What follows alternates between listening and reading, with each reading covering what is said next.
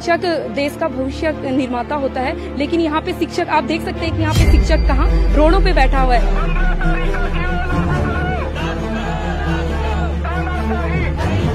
Sir, अगर आज सरकार ने हमारी बात नहीं सुनी ना, तो मैं आज यहाँ से नहीं जाऊँगा।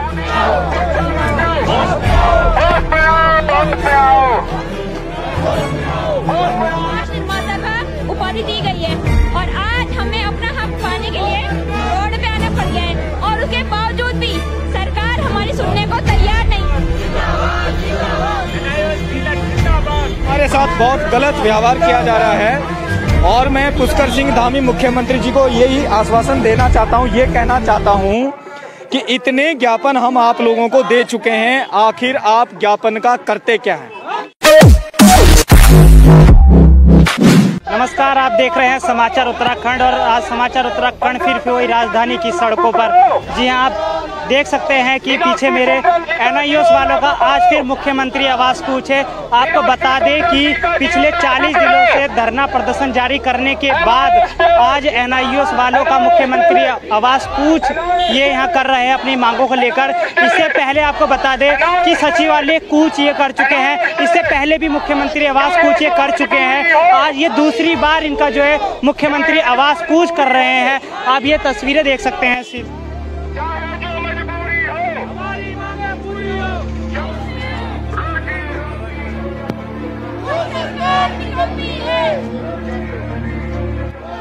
लगातार जो है मुख्यमंत्री आवास कूच 40 दिन के धरना के बाद 40 दिन धरना प्रदर्शन के बाद जो है मुख्यमंत्री आवास कूच कर रहे हैं। सर,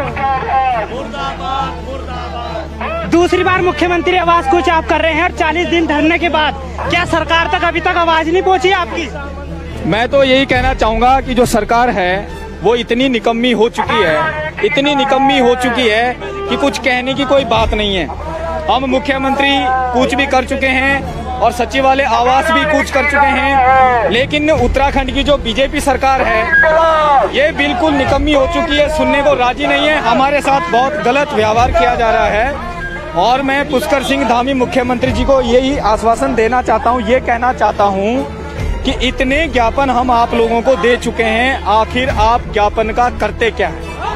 मैं ये कहना चाहता हूँ कि आप हमारे साथ इस तरीके का गलत व्यवहार क्यों कर रहे हैं? पीआरटी भर्ती में हम लोगों को नहीं लिया जा रहा है, हम लोगों ने फॉर्म भरे हुए हैं और प्रत्यावेदन सूची में हमारा नाम है, काउंसलिंग में आप लोग नहीं ले रहे हैं। अरविंद पांडे जी जो शिक्षा मंत्री है उनका बयान है कि हम इनको नई भर्ती में लेंगे, लेकिन जो 20 अक्टूबर को आपने 451 पद की जो भर्ती निकाली थी उसमें कौन सा आपने हमको लिया है? 2287 पद में भी हमारा पूर्ण अधिकार है, हमें उसी में नियुक्ति मिलनी चाहिए, हम तब तक पीछे नहीं हटेंगे। ये हमारा संवैधानिक अधिकार है, लोकतांत्रिक अधिकार है, मानवाधिकार है। आप हमारे अधिकारों का हनन कर रहे हैं और आज 40 दिन 42 दिन हम लोगों को देहरादून में एकता विहार में हो चुका है, कोई भी अधिकारी हमसे मिलने नहीं आता। और मुख्यमंत्री पुष्कर सिंह धामी जी जो हमारे नवयुवक नेता हैं वो भी हमारे बारे में नहीं सोच रहे हैं कि तुम्हारे देश के शिक्षकों का क्या हाल है, आप कहां जा रहे हो, हमें कोई मतलब नहीं, हमारी बात को सुनिए।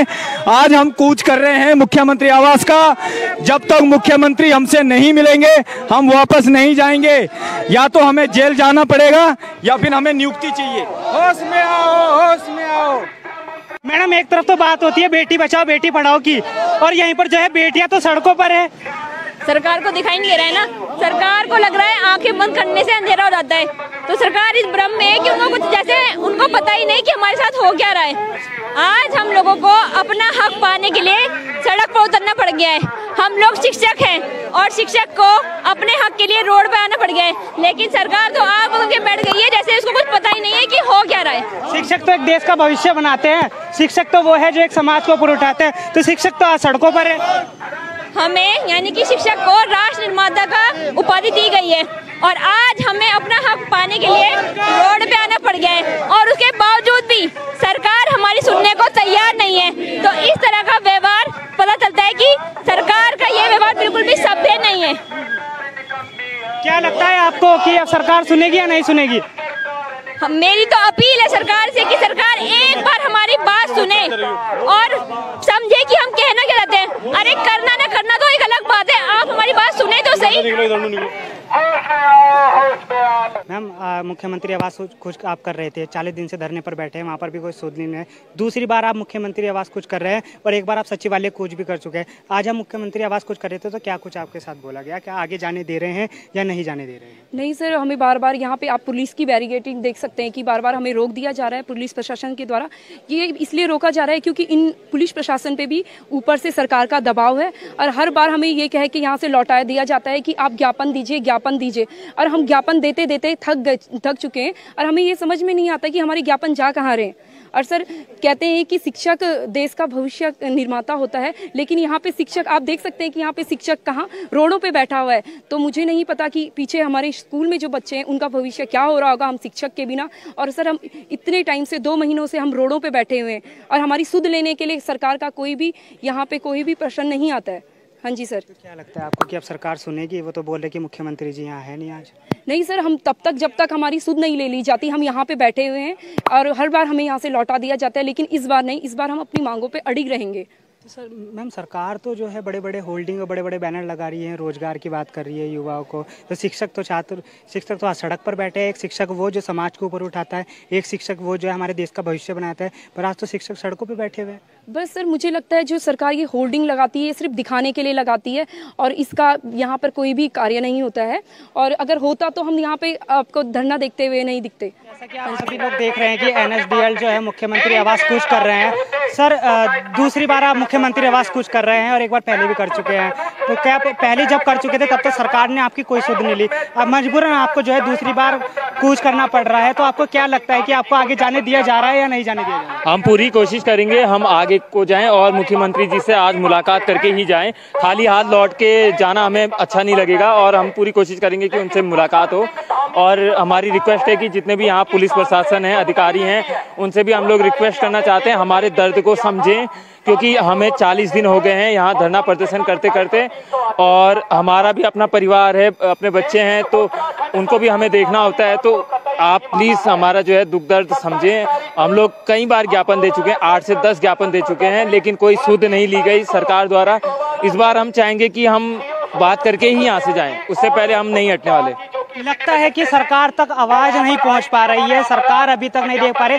40 दिन धरना प्रदर्शन एकता विहार, अगर आप मैं बात करूं एकता विहार की तो आप एकता विहार में जाके देख सकते हैं कि चारों तरफ धरना ही धरना हो रहा है और शिक्षक आज सड़कों पर है। सर एक बार आप दोबारा से अपनी मांग बता दीजिए, क्योंकि लगता है कि आपकी आवाज सरकार तक नहीं पहुंची है। या तो सरकार को पता है, आपका निर्णय नहीं लेना चाह रही है, या क्या कारण हो सकता है वो सरकार ही जानती है। सरकार जो है हमें अनदेखा कर रही है और हमारी केवल और केवल एक ही मांग है कि हमें प्राइमरी शिक्षक भर्ती 2020 में नियुक्ति चाहिए। केवल एक ही मांग है और सभी की यही मांग है कि हमें नियुक्ति पत्र चाहिए 2020 की भर्ती का। तो सर आज किया है आपने मुख्यमंत्री आवास को, क्या लगता है अब आगे कि आपको कोई सुनवाई होगी या नहीं होगी? देखो, या तो आज हम मुख्यमंत्री जी से मिलेंगे या तो हम सब अपनी गिरफ्तारी कराएंगे। तो हमारे पास 2 ही विकल्प हैं, हमें मुख्यमंत्री जी से मिलना है तो मिलना है, किसी भी हालत में मिलना है। अब हमसे नहीं रहा जाएगा, 40 दिन हो गए हैं, हम लोगों का पेशेंस का अच्छा खासा टेस्ट कर लिया गया है सरकार के द्वारा। और अगर आप सरकार जीती है तो हम उससे ज़्यादा जीती है और हम अपनी बात मनवा के ही रहेंगे। देखिए अब तो इनका भी कहना है कि या तो हमारी गिरफ्तारी कर लीजिए या हमारी मांगे पूरी कर लीजिए। बड़ा ही दुर्भाग्य की बात है कि हमारे उत्तराखंड की जो शिक्षक है, आज वो शिक्षक सड़कों पे बैठे हैं और सड़कों पर आ गए हैं। हमारे साथ मात्र शक्तियाँ भी है, अभी उनसे ही बात करेंगे। मैम, आप दूसरी बार कुछ कर रहे हैं, सरकार अभी तक आपकी सुध लेने को नहीं है, ऐसे क्या कारण हो सकता है, क्या वजह है कि आपने मुलाकात नहीं करी है?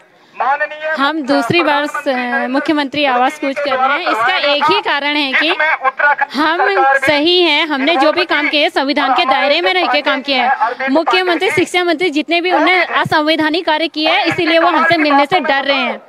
कहीं ना कहीं उन्हें संवैधानिक कार्य किया है, क्योंकि हम उस क्राइटेरिया को फील करते हैं जो एक नियमावली कहती है और उन्होंने नियमावली से बाहर जाके काम किया, हमें इस धरती से बाहर किया।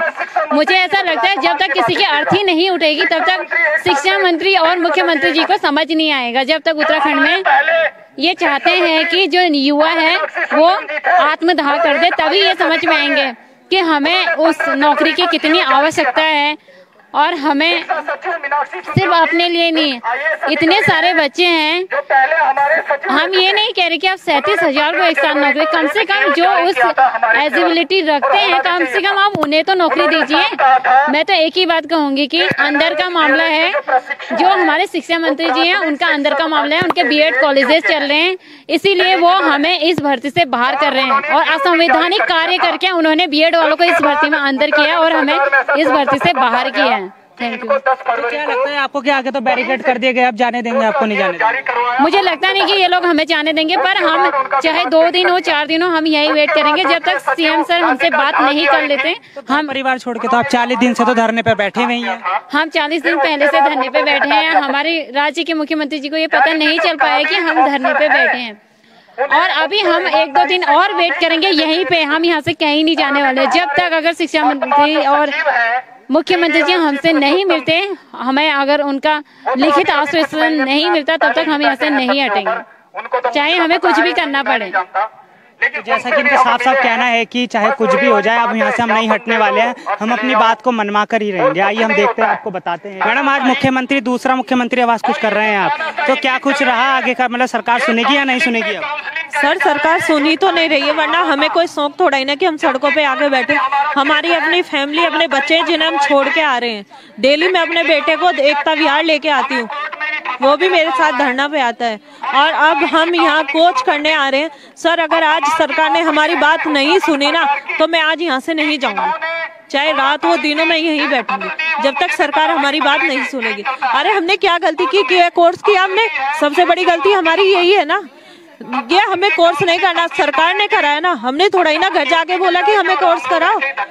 अरे करके भी फायदा क्या हुआ? इससे तो अनपढ़ अच्छे थे, कहीं भी जॉब मिल जाती है, अब तक कुछ भी काम कर सकते थे। अब हम पढ़ लिख के ऐसा कोई काम भी नहीं कर सकते, क्यों किस मुंह से करेंगे हम ये काम? सरकार तो हमारी बात सुनती नहीं है। और आप शिक्षा मंत्री से मिले थे? सर हम गए थे मिलने के लिए, उन्होंने हमारा टाइम भी दिया लेकिन मिले नहीं वो हमसे। क्यों नहीं मिले? क्या वो हमसे डरते हैं कि हम उनसे? आपसे वो नहीं मिले? नहीं मिले हमसे वो। 40 दिन हो गए आपको धरना प्रदर्शन में, 40 दिन से अभी तक आपसे शिक्षा मंत्री जी नहीं मिले? नहीं मिले सर, शिक्षा मंत्री जी के मिले भी तो क्या बोला कि तुम हमसे लड़ने आए हो? अच्छा, उनके बारे में सुनो। हमने बोला हम लड़ने क्यों आते हैं, हम अपनी बात तुमसे बताने आए हैं, बाकी हमें सॉल्यूशन बताओ भाई, तुम हमें ले क्यों नहीं रहे हो? वो बोले तुम हमसे लड़ने आए, बहस करने आए। अरे हम इतने बदतमीज हैं, टीचर लोग हैं हम, ऐसे नहीं है कि हम लड़ते फिर रहे हैं तुम्हारे साथ। तो क्या लगता है आपकी शिक्षा मंत्री ने मतलब एक बार आपसे मुलाकात करी और आपको ये बोलते कि लड़ने के लिए आप आए हैं यहाँ पर, तो आगे तो बैरिकेड लगा दिए गए हैं, अब आगे कैसे जाएंगे? सर हम जाएंगे, हमारे लिए कोई मजबूरी नहीं है, ये हम चाहें अभी भी हटा सकते हैं, लेकिन हम सभ्यता से बैठे हैं यहाँ पे।